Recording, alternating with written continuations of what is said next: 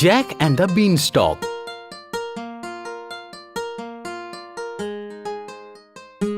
কিছু বছর আগে একজন মা তার ছেলে জ্যাকের সঙ্গে থাকত। তাদের কাছে একটা গাই ছিল যার নাম হলো মিল্কি হোয়াইট।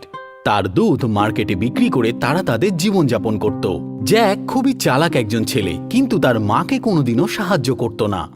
হে ভগবান, কি জানি তুই কবে শুধরাবি। কোনো কাজের নয়, কি করব আমি এর? আমার তো এবার বয়স হচ্ছে, আর কতদিন সামলাবো তোকে? চিন্তা করো না মা, আমি তোমার সব সময় খেয়াল রাখবো। হ্যাঁ, তুই নিজের খেয়ালটা রেখে নে, ওটাই আমার জন্য অনেক বড়।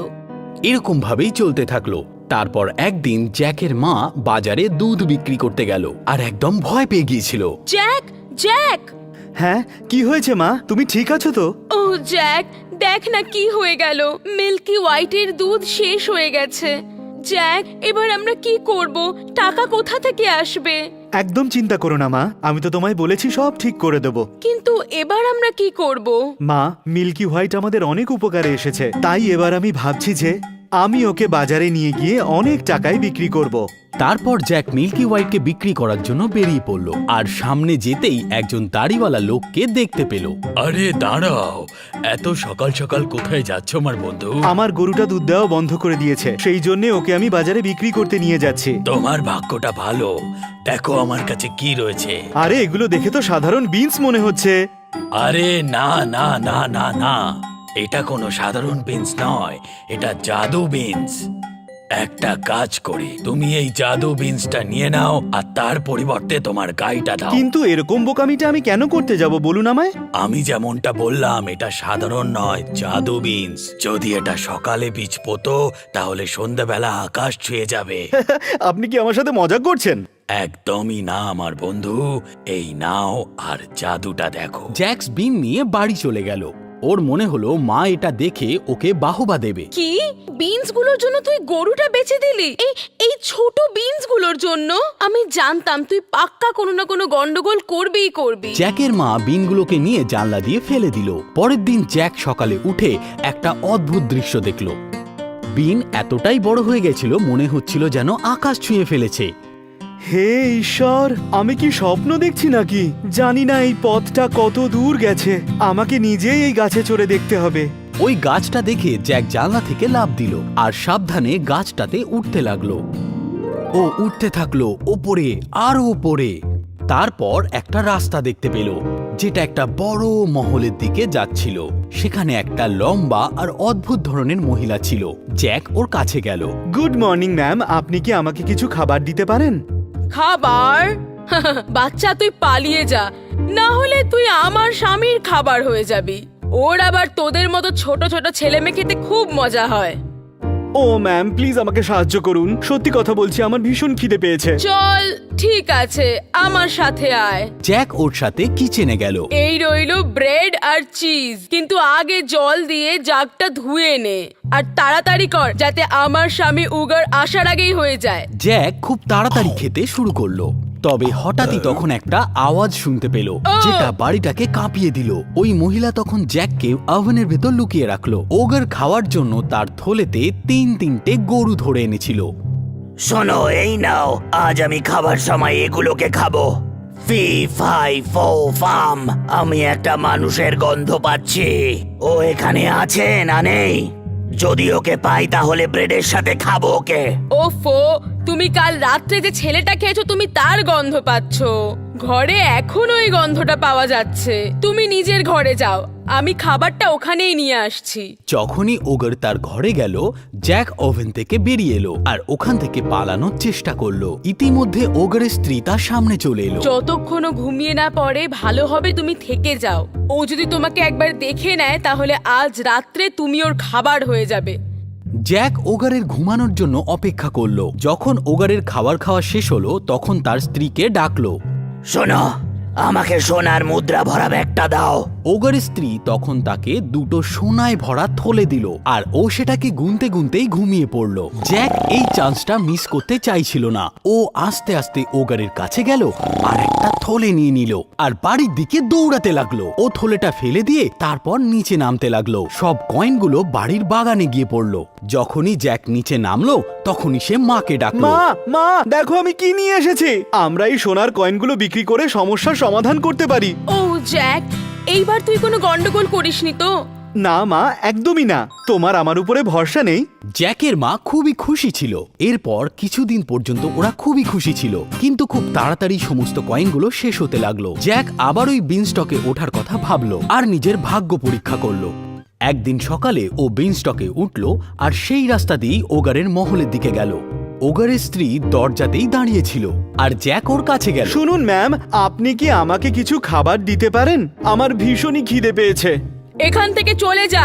আগেরবার যখন তুই এসেছিলি তখন আমার স্বামীর সোনার সিকিগুলো গায়েব হয়ে গেছিল। ও ম্যাম, এমনটা হওয়ার কথাই নয়। বিশ্বাস করুন আমায়, আমি এই কাজটা করিনি। 1 মিনিট দাঁড়ান, যদি আপনি আমাকে কিছু খাবার দেন তাহলে আমি আপনাকে ওই ব্যাগটার ব্যাপারে কিছু বলতে পারি। জানি না তোমার ওপর আর বিশ্বাস করা যায় কি না। ঠিক আছে, যাও আর খাবার খেয়ে নাও, কিন্তু মাথায় রেখো ওগার কিছুক্ষণের মধ্যেই আসছে। জ্যাক সবে খাবার খাওয়া শেষ করতেই ওগারের আসার আওয়াজ সে শুনতে পেল। আবার ওগারের স্ত্রী জ্যাককে ওভেনের ভিতর লুকিয়ে রাখলো। আমার খিদে পেয়েছে, আমাকে সুস্বাদু খাবার বানিয়ে দাও। 1 মিনিট দাঁড়াও। ফি ফাই ফো ফাম, আমি কেমন একটা যেন মানুষের গন্ধ পাচ্ছি। ও এখানে আছে না নেই? যদি পাই তাহলে ব্রেডের সাথে খেয়ে নেব। ছাড়ো এবার। জানি না কেন প্রত্যেকবার তুমি খালি মানুষের গন্ধ পাও। আবার ওগারের স্ত্রী তাকে নানান রকম কথা বলে শান্ত করলো। খাবারের পর ওগার তার স্ত্রীকে ডাকলো। শোনো, আমাকে সোনার ডিম পাড়া ওই মুরগিটা এনে দাও। ও একটা ঘরে গিয়ে মুরগিটাকে নিয়ে এসে ওগারের সামনে টেবিলে রেখে দিল। আহা, আমার প্রিয় মুরগি, দেখা তোর জাদু। জ্যাকের চোখের সামনেই মুরগিটা একটা সুন্দর সোনার ডিম পেড়ে দিল। ওগার খুবই খুশি হলো আর আবার সে ঘুমিয়ে পড়ল। একটা মুরগি যে সোনার ডিম পারে, খুব ভালো ব্যাপার। এটা যদি পাই তাহলে চিরদিনের জন্য বড়লোক হয়ে যাব। আস্তে আস্তে জ্যাক টেবিলের কাছে গিয়ে মুরগিটাকে ধরলো। ওর তাড়াহুড়োর কারণে মুরগি ভয় পেয়ে ছটপট করতে লাগলো আর ওগার জেগে গেল। এই শোনো, দাঁড়াও চোর কোথাকারে। জ্যাক ওই বড় ওগারের থেকে খুব জোরে দৌড়াচ্ছিল। ওগার পৌঁছানোর আগেই জ্যাক ওখান থেকে পালিয়ে গেল আর ওই বিনস্টক দিয়ে নিচে নেমে পড়ল। নিচে নামতেই সে সবার প্রথমে বাড়িতে গেল আর তার মাকে ডাকলো। আরে দাঁড়া দাঁড়া, এত ভয় পাচ্ছিস কেন জ্যাক? আরে মুরগিটা কোথা থেকে পেলি? মা দাঁড়াও, তোমাকে আমি কিছু দেখাতে চাই। মুরগি, দেখা তোর জাদু। জ্যাকের মা বিশ্বাসই করতে পারছিল না। আবার দেখা তোর জাদু বলে দেখ তো কি হয়। জ্যাক আবার বলে করো জাদু, আর মুরগি আবার একটা সোনার ডিম পাড়ে। আরে জ্যাক, আমাদের এখন আর কিচ্ছু লাগবে না। তুই প্রথমবার কোনো একটা ভালো কাজ করলি। কিছুদিন পর জ্যাক আর তার মা সোনার ডিম বিক্রি করে বড় লোক হয়ে যায়। কিন্তু কিছুদিন পর বিনস্টকে উঠে জ্যাক আবার নিজের ভাগ্য পরিবর্তন করার কথা ভাবে। তারপর একদিন সকালে আবার ও সেই রাস্তা দিয়ে ওপরে ওঠে আর ওগারের মহলের দিকে গেল। কিন্তু ও জানতো যে ওগারের স্ত্রী এটা বুঝতে পেরেছে যে জ্যাকই সোনার ডিম পাড়া মুরগিটাকে চুরি করেছে। সেই জন্য সে একটা ঝোপের পিছনে লুকিয়ে মহলটাকে দেখছিল। ম্যাডাম তো দেখছি এখন জল ভরার জন্য বাইরে যাচ্ছেন। মহলে প্রবেশ করার এটাই হলো সঠিক সময়। জ্যাক আস্তে করে ভেতরে ঢুকলো। এবার ও ওভেনের ভেতরে না লুকিয়ে একটা বড় জলের ঘড়ার পেছনে গিয়ে লুকিয়ে পড়ল। ইতিমধ্যেই ওগার স্ত্রী জল ভরে ঘরে ফিরছিল। কিছুক্ষণ পর জ্যাক ওগারের আসার আওয়াজ শুনতে পেল। ফি ফাই ফো ফাম, আমি মানুষের গন্ধ পাচ্ছি। ও এখানে আছে না নেই? ওকে পেলে ব্রেডের সঙ্গে খেয়ে নেব। না আমি কোনো কিছুর গন্ধ পাচ্ছি, আর না আমি কাউকে এখানে আসতে দেখেছি। তুমি আর তোমার এই অদ্ভুত নাক। এইবার ওগার আর বিশ্বাস করলো না আর তারপর সে কিচেনে যায়। ও সব জায়গায় গিয়ে দেখলো ওভেনেও। জ্যাক ভয় পেয়ে গিয়েছিল ওগার ওকে যে কোনো সময় ধরতে পারে। যখনই ওগার জ্যাকের দিকে যাচ্ছিল তখনই তার স্ত্রী তাকে ডাকলো। এবার কি এই বাজে বকাটা বন্ধ করবে আর খাবারটা খাবে? ঠান্ডা হয়ে গেলে আবার কিন্তু বলবে না। হ্যাঁ ঠিক আছে, কিন্তু আমি জানি এখানে কোনো মানুষ নিশ্চয়ই আছে। যখনই ওগার খাওয়ার জন্য গেল, জ্যাক একটা দীর্ঘ নিঃশ্বাস ফেলল। জ্যাক আবার একবার বেঁচে গেল। ওহ, বেঁচে গেলাম। এমন বোকামি আর দ্বিতীয়বার করব না। থ্যাংক গড আমার ভাগ্যটা ভালো ছিল, না হলে এই ওগারের ব্লেডের মাঝখানে আমি থাকতাম আর হতাম তখন জ্যাক স্যান্ডউইচ। যখনই ওগার খাওয়া শেষ করলো, ও তার স্ত্রীকে সোনার হার নিয়ে আসতে বলল। ও কি সুন্দর সুরেলু মধুর সুর এটা! জ্যাক এরকম সুরেলু সুর কখনো শোনেনি। আর এইবারেও ওগারের ঘুম পাচ্ছিল, আর তারপরও শুয়ে পড়ল।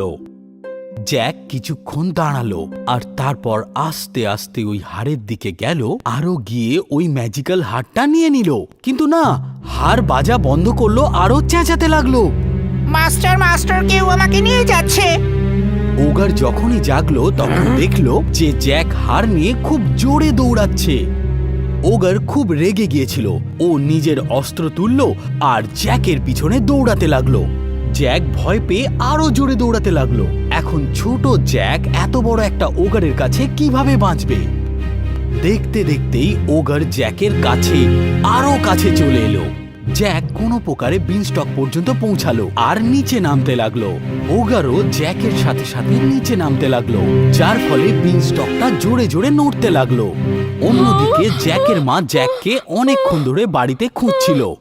জ্যাককে খুঁজে না পেয়ে খুবই চিন্তিতভাবে বাড়ির বাইরে এলো। জ্যাক যখনই ওকে দেখলো, দেখে মাকে ডাকতে লাগলো। মা মা, তাড়াতাড়ি বাগান থেকে একটা কুড়ুল নিয়ে এসো। ও আমার বাবা, জ্যাক, এটা হচ্ছেটা কি? আর এই অদ্ভুত ভয়ানক মানুষটা আমি কে? তোমাকে পরে সব বলছি, তাড়াতাড়ি গিয়ে একটা কুড়ুল নিয়ে এসো। জ্যাকের মা তাড়াতাড়ি বাগানে গেল আর একটা কুড়ুল নিয়ে এলো। জ্যাক তাড়াতাড়ি নিচে পৌঁছেই ও কুড়ুল দিয়ে বিনস্টকটা কাটতে শুরু করে দিল। কাটতে কাটতে বিনস্টকটা অর্ধেক হয়ে গেল আর এতটা দুর্বল হয়ে গেল, এত বড় ওগারের ওজনটা নিতে পারল না, আর ওগার ধপ করে নিচে পড়ে গেল। আরে আরে, ইয়েপ্পি! ওগার আর বেঁচে নেই, ও আর নেই। এভাবেই শয়তান ওগার আর বিনস্টকটা শেষ হলো। জ্যাক আর তার মা সোনার ডিম বিক্রি করে অনেক টাকা কামালো। সোনার হাড়ের সুরেলু সুর শুনতে শুনতে জ্যাক আর তার মা বাকি জীবনটা কাটিয়ে দেয়।